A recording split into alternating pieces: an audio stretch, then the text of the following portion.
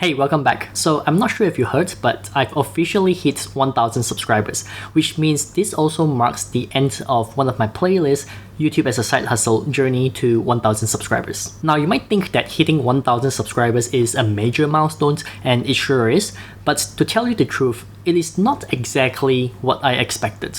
In a good way. I know most of you think that getting to 1000 subscribers is not an easy thing to do, and I certainly agree, but it just doesn't feel that amazing. And the feeling right now is completely the opposite of what I thought it should be. I'm not in any way trying to brag or trying to stay humble here. I really do not think getting to 1000 subscribers is such a big deal anymore. And this is not because I've already reached 1000 subscribers. I already started feeling this way when I was at about 700 subscribers. The thing is, when I was at about 700 subscribers, my subscriber count suddenly became just a number to me. And that is because I was so heavily focused on something else that I felt matters more. And that something was me trying to figure out how to improve my next video and what content to produce next so that my viewers can get the most value out of it. I stopped looking at my subscriber count at that stage and was just deep into producing high quality content. And interestingly, without realizing, my subscriber count has gone past 1000. You know how they say when you first start your channel, you should not focus on your subscriber count and view count? That's actually true. If you want to grow your channel fast, you need to stop focusing on your subs and views and instead focus on your content and listen to your viewers. Now, seeing as this is still a special milestone for me, I'd like to conclude my journey to 1000 subscribers with something different, and that is I would like to share with you 7 bad and good things that happens in my head that I feel most YouTubers aren't talking about. First, let's begin with 7 bad things, and then we'll end on a high note with 7 good things. The first thing I find bad is there are times where I want to talk about a certain topic, but I just couldn't. The thing is, the topic that brings viewers into my channel and grew my YouTube channel is always when I talk about how to grow your YouTube channel. When I first started my channel, I never once thought about going into this niche. I just happened to go into it because I was exploring what works and what doesn't for my channel.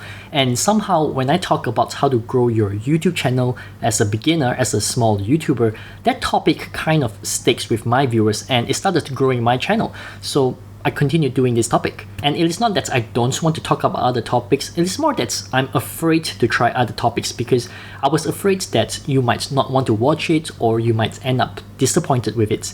And the last thing I want to do is to disappoint all of you. Number 2, the pain of seeing other channels starting later than me and ended up growing to 1000 subscribers and tons of watch hours with only less than 10 videos. And here I am with 50 videos and still I'm struggling with view counts and watch hours. As much as I hate to admit it, I do compare myself with other channels from time to time, and to say that I am not affected at all, that will be one of the biggest lies I've ever told. The part that really frustrates me isn't about how other channels are growing quicker or doing better than me, but it is more about how I am doing things incorrectly. Like, I have no problem with consistency, with uploading a video every week, but if I'm uploading a video every week that isn't properly optimized, then I feel like I'm stuck and I don't know how to fix it. And worst of all, it feels like I'm wasting a lot of my time. And this brings me to my third point. It takes a lot of time to do one video. To record a video, it takes tons of time and effort. Imagine speaking a whole paragraph for over 30 seconds only to mispronounce the last word or miss the last word, and then I have to start all over again. And then I repeat myself over and over and over again, and it comes to the point where I just can't be bothered anymore because I just wanted it to end. And sometimes you see really frequent jump cuts in my videos, and the reason is because I could be talking literally for over 5 minutes just to try and say one sentence. You might think that a 10 minutes video is really easy to do, but that 10 minutes, it might end up taking 1 hour or 2 hours of my time just to try to record it. And this doesn't even include video editing. All in, it is probably about 8 hours worth of work just to try and produce one video. And this includes topic research, keywords, writing up the script, and description. When I used to upload twice a week, the moment I finish one video, I'm already thinking what to do next. I really wish that a 10 minutes video is really just me talking for 10 minutes, but if I were to do that, then no one would be watching because I would be rambling nonsense for over 10 minutes. Number 4, and this is quite a serious one, which is fear of the unknown. When I first started my YouTube channel, I told myself that I would give myself 2 years to build up my YouTube channel. And at the same time, there's always this thing inside of me saying that this is not going to work out and I'll be looking at 2 years down the drain. To me, this is a very scary thought because I value my time a lot and 2 years is a lot of time.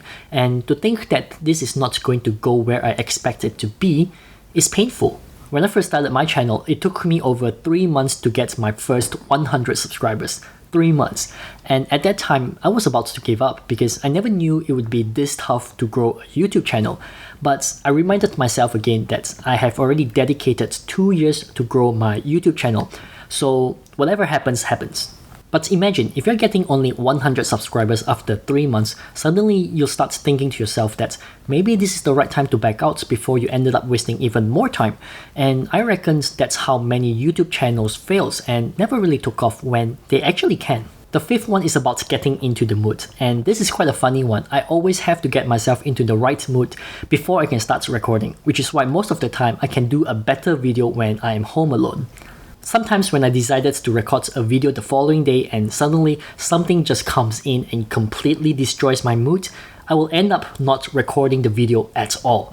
I don't know how to say this, but to me, having the right mood is very important because nobody wants to watch a dull video, am I right? If you watch any big YouTubers, you'll see that they're always energetic and charismatic, and that is because it is scientifically proven that people are attracted to positive energy.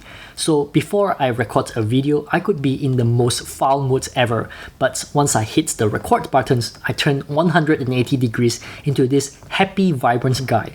Trust me, it is not easy to have mood swings. Number 6, finding the time to record a video. Now, unlike many big YouTube channels out there, I'm not a full-time YouTuber, and so trying to find time to record a video is actually really hard for me. I have 2 kids, so whenever they are home, I can't record my video, and also I can only record my video during the day because I need natural lighting, because I don't have any equipment to record my video during the night. Maybe I should get some. So sometimes it is really hard to find time, which is why when I do, I try to make full use of it and start batching my videos.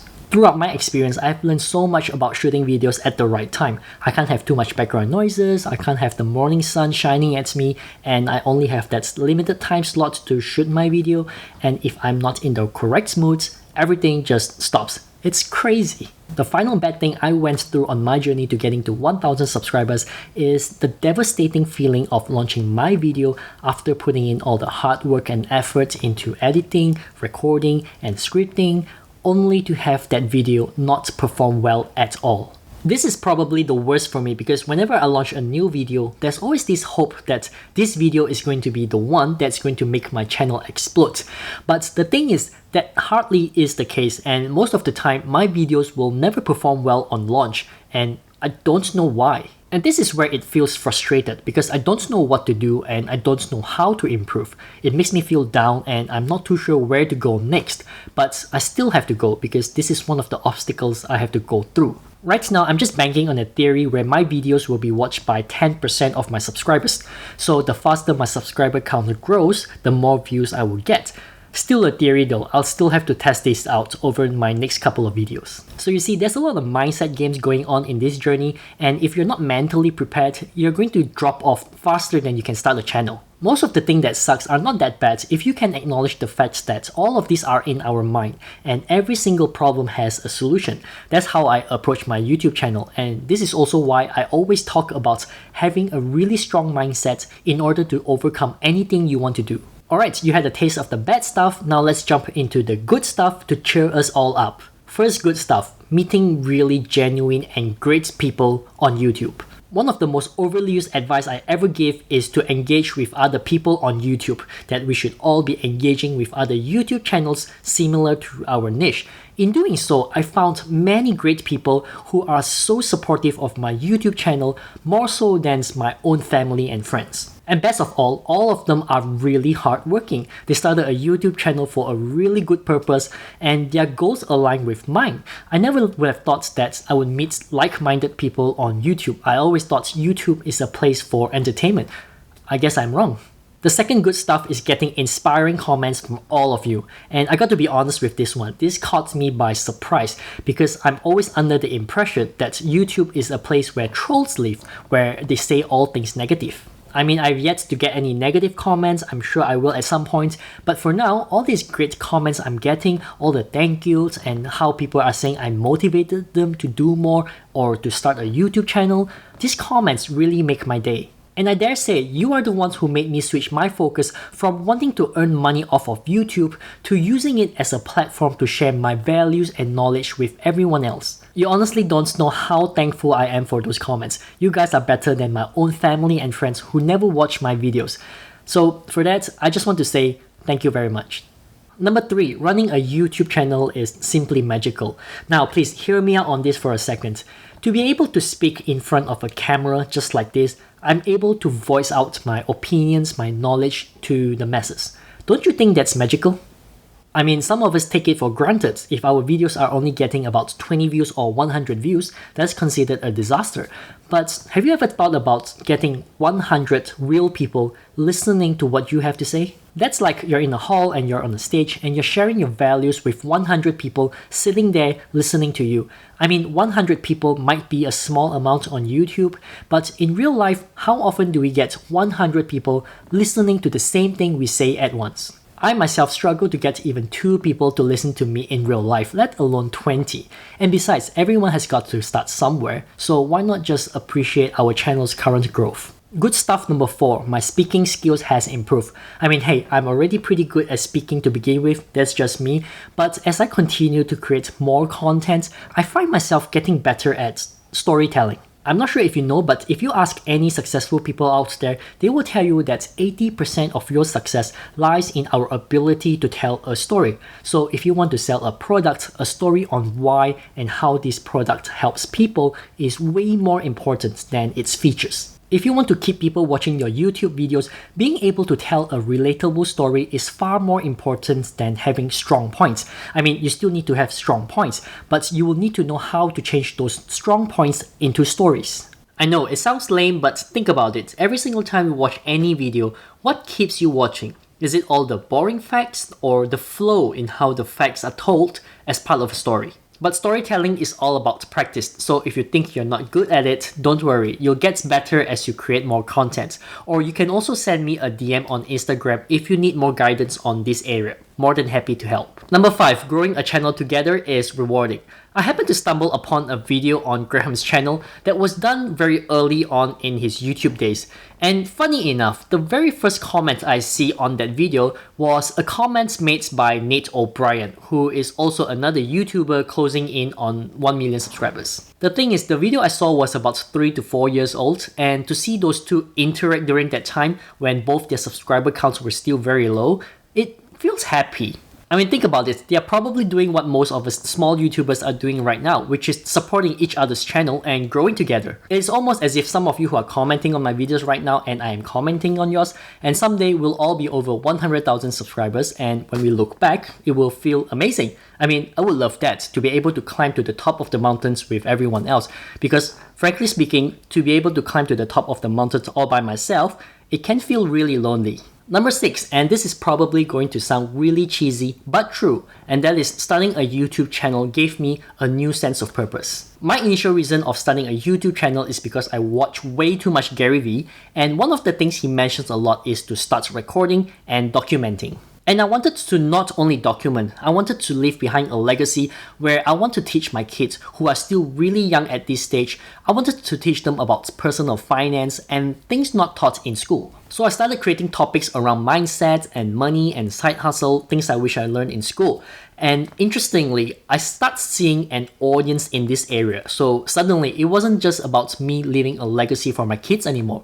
I was able to share my experience and knowledge with those people who are willing to learn. And when I feel like I'm able to contribute and make an impact on someone else's life for the better, that in return makes me want to do even more. And I think that new purpose alone is worth running a YouTube channel. And finally, the last good stuff is of course having lots of fun creating content. Even though sometimes or most of the time I dread shooting a video, but after it is done, I'm always feeling happy for the possibility of the video doing well, and I can't wait to see what values you all get out of it. When I first started my channel, I just wanted to create really simple videos. I just wanted to hit record and then upload to YouTube without even thinking about it.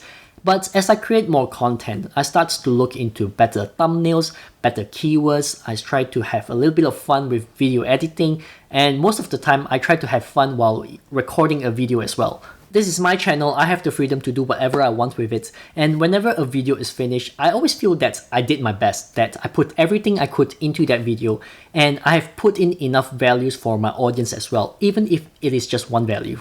And whilst the whole process can be tiring, seeing the end results and how my video can be viewed by people all over the world, I think that's what makes it fun. Alright, so those are the 7 bad and good stuff that I personally went through when going to 1000 subscribers. I really want to say a big thank you to all of you who have been supporting me, watching me ramble, and leaving me really meaningful comments. You are the ones who have helped me make it for sure. I'm just one tiny part of this really big equation. In the next video, I'll share with you how I go about going from 0 to 1000 subscribers. I'll lay it all out while it's still fresh in my head, so stay tuned for that. I hope you like this video, and if you're struggling to get to 1000 subscribers, then my only wish is that this video motivates you to push on. So if you enjoyed this video, please hit the like button and consider subscribing if you haven't done so. As always, I would really appreciate that. Again, thank you very much for your support, and I'll catch you in the next one. See ya.